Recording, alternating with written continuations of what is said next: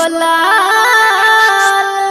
जलवा चढ़ावे बाबा पहाड़ सल अजान के दह बाबा दूध गोलाल हा दूध गोलाल जलवा चढ़ावे आई बाबा पहाड़ सल अजान के दह बाबा दूध गोलाल हा दूध गोलाल जलवा चढ़ावे आई बाबा पहाड़ सल जलवा चढ़ावे आई बाबा पहाड़ सल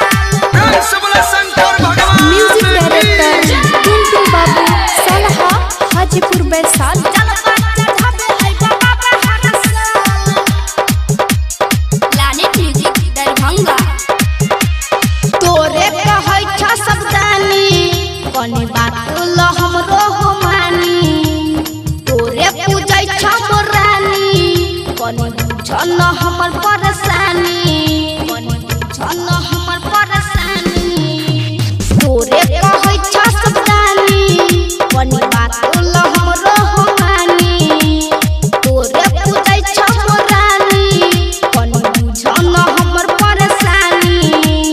हमरा पर लागल छै कोना होकाल हमरा पर लागल छै कोना होकाल अजान के दह बाबा दूध गोलाल जलवा चढ़ावे बाबा पहाड़ सल अजान के दह बाबा दूध गोलाल हा दूध गोलाल जलवा चढ़ावे आई बाबा पहाड़ सल अजान के दह बाबा दूध गोलाल हा दूध गोलाल जलवा चढ़ावे आई बाबा पहाड़ सल जलवा चढ़ावे आई बाबा पहाड़ सल म्यूजिक डायरेक्टर टुनटुन बाबू सलहा हाजीपुर वैशाली जलवा चढ़ावे आई बाबा पहाड़ सल प्लानेट म्यूजिक दरभंगा जहिया पूरा हत हमर ललसा देव घर में करे बजलसा राहुल रसीला कहै छ बाबा हमहू चढ़ै बह कलसा बाबा हमहू चढ़ै बह कलसा राहत हमर ललसा देव घर में करे बजलसा किशन अमित कहै छ बाबा चढ़ै बह हमहू हो कलसा राधे राघव देत दूध के ढार राधे राघव देत दूध के ढार अजान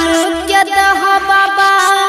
दूध गोलाल